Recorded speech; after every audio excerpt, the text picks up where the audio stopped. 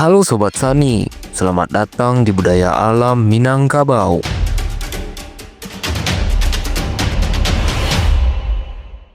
Kali ini kita membahas tentang salah satu tata krama, adab, atau nasihat yang dikhususkan bagi perempuan di Minangkabau. Minangkabau merupakan suku bangsa penganut sistem kekerabatan matrilineal yang diklaim terbesar di dunia. Sistem kekerabatan matrilineal adalah sistem kekeluargaan menurut garis keturunan ibu, di mana seluruh anak memiliki suku atau marga sesuai suku ibunya. Dengan demikian, perempuan memiliki kedudukan yang tinggi, terlebih ketika sudah menikah. Namun hal ini bukan berarti perempuanlah yang berwenang memimpin jalannya rumah tangga dan menguasai segala hal. Akan tetapi, ini sebagai salah satu bentuk pengagungan terhadap perempuan sebagai orang yang akan menjadi bundo kanduang limpapeh rumah nan gadang. Terlepas dari makna bundo kanduang limpapeh rumah nan gadang secara simbolis dalam budaya Minangkabau sekarang, setiap perempuan lumrah akan memiliki peran besar sebagai ibu dalam rumah tangganya setelah mereka menikah. Dari rahimnya akan lahir keturunan-keturunan yang akan menjadi generasi penerus. Perempuan sebagai pokok dan pangkal sebuah peradaban. Ialah orang yang pertama kali menemani anak dalam kehidupannya, mengajarkan anak berbicara, mengajarkan perihal ilmu, adab, dan kepribadian. Peran perempuan sebagai ibu secara tidak langsung mengajarkan anak tentang cinta dan kasih sayang sejak masih berada di dalam kandungan. Dengan kata lain, mereka sangat berperan penting dalam pembentukan sifat dan akhlak anak-anak. Maka apabila seorang perempuan dalam konteks ini secara khusus telah rusak akhlaknya, rusak moralnya, rusak kepribadiannya, maka akan berpengaruh besar terhadap rusaknya generasi penerus, rusaknya sebuah bangsa. Sementara itu, saudara yang baik akan menjaga dan mengawal kehormatan saudara perempuannya.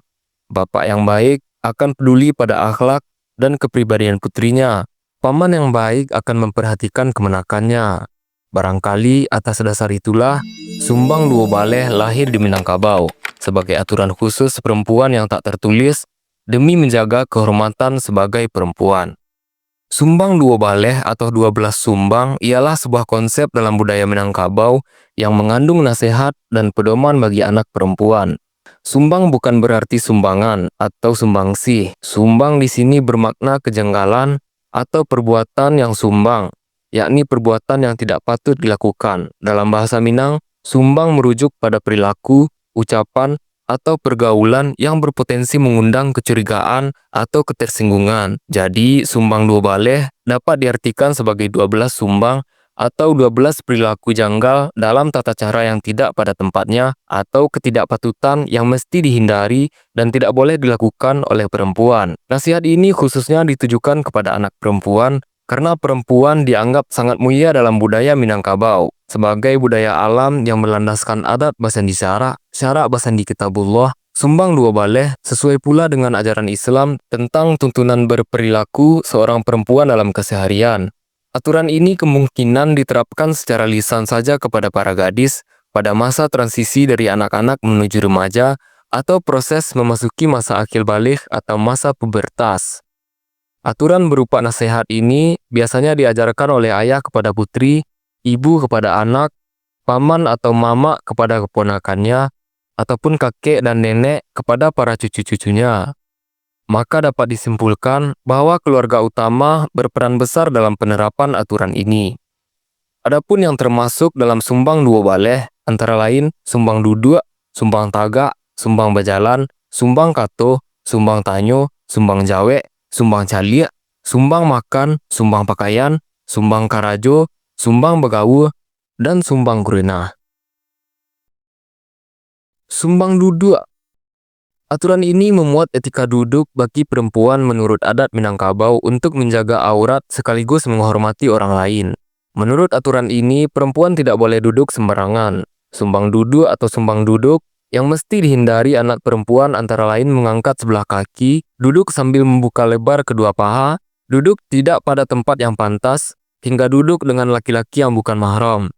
Adapun duduk yang pantas bagi perempuan, misalnya bersimpuh jika duduk di lantai rumah, merapatkan paha terutama jika duduk di sofa atau kursi, tidak duduk dengan gaya mencolok, yang mengundang perhatian laki-laki. Duduk dengan baik dan sopan, tidak duduk setengah tidur sehingga posisi badan mengundang mata laki-laki atau kurang pantas jika ada laki-laki, terutama bagi perempuan yang memasuki usia remaja.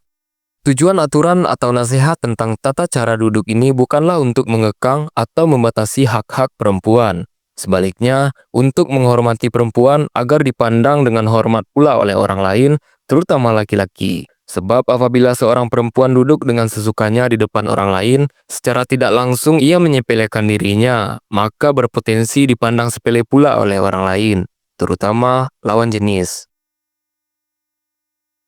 Sumbang tagak atau sumbang berdiri. Maksudnya adalah sumbang atau tidak patut bagi seorang perempuan jika berdiri tidak pada tempatnya.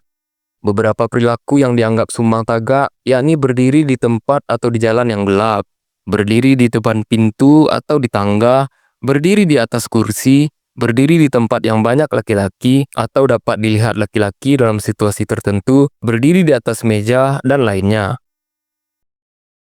Sumbang berjalan atau sumbang dalam cara berjalan adalah perilaku yang tidak pantas ketika seorang perempuan berjalan. Antara lain, perempuan dinilai tidak pantas jika berjalan melenggak-lenggok dengan sengaja, berjalan terburu-buru, berjalan sambil tertawa-tawa, berjalan mengangkang tanpa sebab tertentu, berjalan di depan laki-laki sehingga menarik perhatian, dan berjalan dengan laki-laki yang bukan mahram. Dalam berjalan, perempuan mestinya ada kawan, tidak berjalan sendirian, terlebih di tempat yang sepi atau di tempat yang ramai laki-laki. Di dalam Islam pun, apabila seorang perempuan melakukan perjalanan jauh, haruslah dengan mahramnya, seperti ayah, saudara kandung laki-laki, atau suami. Namun diperbolehkan tidak dengan mahram jika perjalanan tersebut atas kondisi tertentu, misalnya demi menuntut ilmu, asalkan bersama rekan perempuan terpercaya, serta atas izin mahramnya. Adab berjalan bagi perempuan adalah dengan lembut, tenang, tidak berjalan dengan meletakkan tangan di pinggang, mata fokus ke depan, tidak jelalatan, dan menundukkan pandangan apabila ada laki-laki yang bukan mahram. Sumbang kato atau sumbang perkataan ialah hal-hal yang tidak pantas keluar dari mulut seorang perempuan atau tata krama dalam berkata. Sumbang kato bagi perempuan ialah memotong pembicaraan orang lain, berkata kasar, mencela, berbicara dengan ceplas-ceplos atau dengan suara yang keras tanpa sebab tertentu, berbicara hal yang berpotensi menyinggung perasaan orang lain. Di dalam budaya alam Minangkabau secara luas, ada aturan tak tertulis mencakup etika dan adab dalam berkomunikasi, yang diistilahkan dengan kato nan ampe atau 4 cara bertutur, yakni sebuah tata cara dalam berkata sesuai dengan lawan bicara yang berbeda-beda. Misalnya anak kepada orang tua kepada anak, berbicara dengan kawan seumuran, cara berbicara antara menantu dengan mertua, dengan ipar, besan, dan lain-lain, yang berlaku bagi seluruh kalangan.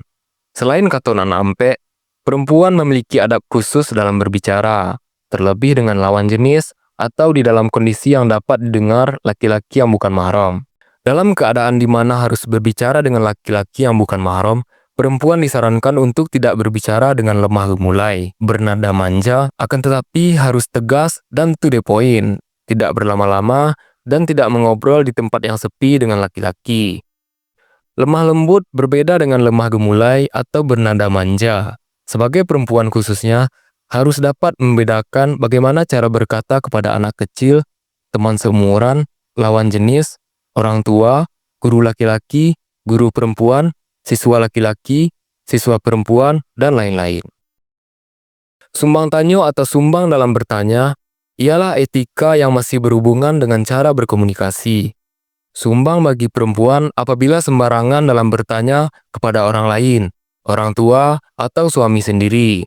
Perempuan haruslah berpikir terlebih dahulu untuk memilih kata-kata yang tepat dan baik dalam bertanya, atau memilih waktu yang tepat untuk bertanya. Tujuannya ialah untuk kebaikan dan menghindari hal-hal yang berpotensi menyinggung perasaan orang yang ditanya. Di antara contoh dari sumbang tanyo ialah ketika seorang istri bertanya hal sembarangan kepada suami yang baru saja pulang dari bekerja. Apabila pertanyaan tersebut menyinggung, hal ini tentunya menyebabkan keributan dalam rumah tangga. Perempuan terhormat tidak lancang bertanya mengenai hal-hal yang bukan urusannya. Selebihnya, sumbang tanyo berkaitan dengan sumbang kato, yakni tata cara dalam memilah kata-kata dalam mengajukan pertanyaan, mampu melihat situasi dan kondisi sebelum bertanya, dan bertanya sesuai dengan tempat dan orang yang ditanya. Setelah sumbang tanyo, ada sumbang jawe atau sumbang dalam menjawab. Kurang lebih, etika atau adab dalam menjawab pertanyaan sama dengan tata cara bertanya atau berkata. Dikatakan sumbang bagi perempuan dan tidak patut apabila menjawab pertanyaan yang bukan untuknya. Suka menyela atau menjawab-jawab orang tua atau guru yang sedang berbicara atau sedang menasihatinya tanpa diminta. Suka menjawab-jawab ketika suami sedang berbicara dan menjawab pertanyaan serius dengan asal-asalan, dengan nada maupun sikap yang tidak pantas. Sumbang caliak atau sumbang melihat ialah ketidakpantasan apabila seorang perempuan melihat hal-hal yang tidak patut. Misalnya mencuri-curi pandang kepada lawan jenis, menatap atau bertatap-tatapan mata dengan lawan jenis, memandang lawan jenis yang bukan mahram dengan pandangan yang genit, melihat hal-hal yang tabu dan terlarang, menatap seseorang dengan sinis, pandangan tajam, melihat dengan sudut mata, dan lainnya berkaitan dengan cara memandang orang lain. Dalam aturan ini, seorang perempuan diharapkan bisa mencerminkan kesopanan dalam cara melihat, menghormati orang lain, dan menghargai diri sendiri. Sumbang makan ialah hal-hal yang tidak berkenan pada waktu makan, khususnya bagi perempuan. Antara lain, makan dengan tangan kotor, makan dengan tangan kiri, makan dengan kuku yang panjang dan tidak bersih, makan dengan mengeluarkan suara seperti bercepak atau mengecap, yakni suara yang keluar dari mulut saat mengunyah makanan atau seperti cara makan babi. Makan dengan tergesa-gesa, makan dengan mulut yang diisi penuh, makan sambil berbicara, tertawa, makan dengan mengeluarkan bunyi-bunyi lainnya seperti dentingan sendok yang keras, menggoyang-goyangkan kaki, menggoyangkan badan, makan sambil berdiri, makan sambil duduk di depan pintu, makan dengan duduk yang tidak pantas, makan sambil berlari, dan lain-lain. Sumbang pakaian atau sumbang dalam mengenakan pakaian ialah hal-hal yang tidak patut dalam berpakaian bagi perempuan yang harus dihindari. Sumbang pakaian antara lain berpakaian ketat dan menerawang, berpakaian singkat, kurang bahan, menampakkan aurat, berpakaian seperti laki-laki, berpakaian yang berpotensi menonjolkan lekuk badan, dan you know lah ya, seterusnya. Untuk menghormati diri sendiri dan agar orang segan kepada perempuan, maka ia berkewajiban terutama sekali tentu saja menutup aurat, terlebih apabila sudah akil balik. Menutup aurat dan memakai pakaian sesuai dengan tempatnya sangat bermanfaat bagi perempuan itu sendiri. Tidak hanya di hadapan laki-laki yang bukan mahram, bahkan untuk di rumah saja, di hadapan saudara laki-laki dan ayah kandung sekalipun. Terlebih di zaman kekacauan seperti sekarang. Perempuan haruslah memakai pakaian yang tidak menampilkan lekuk-lekuk tubuh dan bagian-bagian aurat yang seksi. Biarkan akses atas tubuh tersebut hanya diri sendiri dan suami sah yang menikmati. Sumbang karajo atau sumbang kerja ialah ketidakpantasan bagi seorang perempuan melakukan pekerjaan-pekerjaan yang tidak sesuai dengan kodratnya sebagai perempuan. Misalnya melakukan pekerjaan-pekerjaan yang berat seperti memanjat pohon kelapa, memanjat pohon pinang, memecahkan batu kali yang besar, memanjat tower atau menara listrik, mengangkat yang berat-berat seperti ikan paus, kulkas 2 pintu sendirian, lemari kayu 2x3 meter, beban hidup, dan lain sebagainya.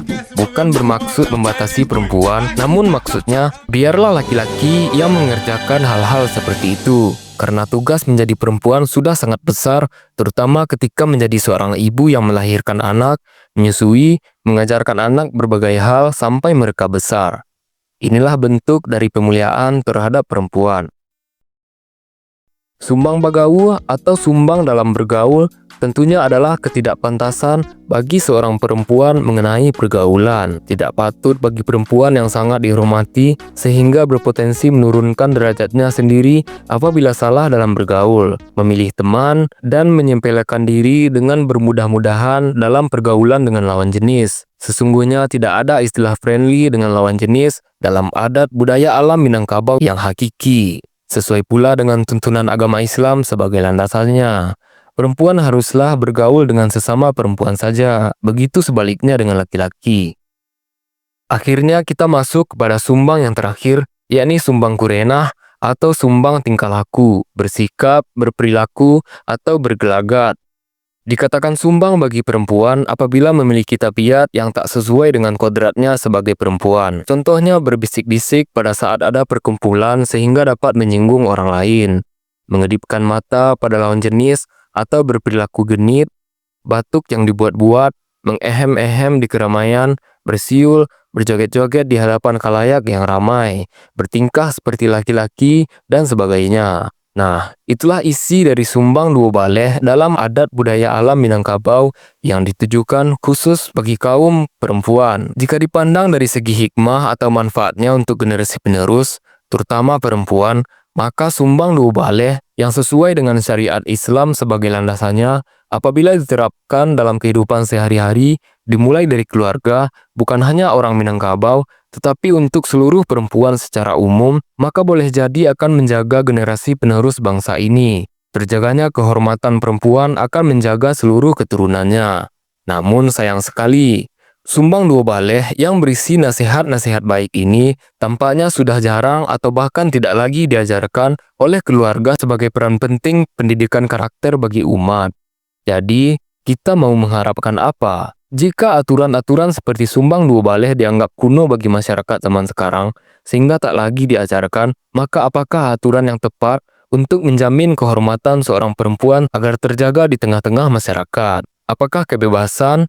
Coba kita lihat keadaan pada masa kini. Bagaimana kacaunya? Bagaimana memprihatinkan kasus-kasus seperti yang kita konsumsi sehari-hari di portal-portal berita dan media sosial. Tak sedikit yang melibatkan kaum perempuan, dari anak-anak hingga nenek-nenek. Memang sulit untuk mengubah perangai seseorang, apalagi masyarakat banyak, yang mana apabila sudah rusak adab, akhlak, maka berpotensi untuk keburukan yang lebih besar seperti hilangnya peri kemanusiaan. Namun tidak ada yang terlambat, bukan? Sebab waktu tetap berjalan, generasi terus berganti, anak-anak akan terus lahir. Menurut Sana, apakah aturan-aturan kuno dalam tanda kutip ini masih relevan untuk terus diajarkan pada zaman sekarang? Haruskah diajarkan kembali, terutama dimulai dari rumah sendiri?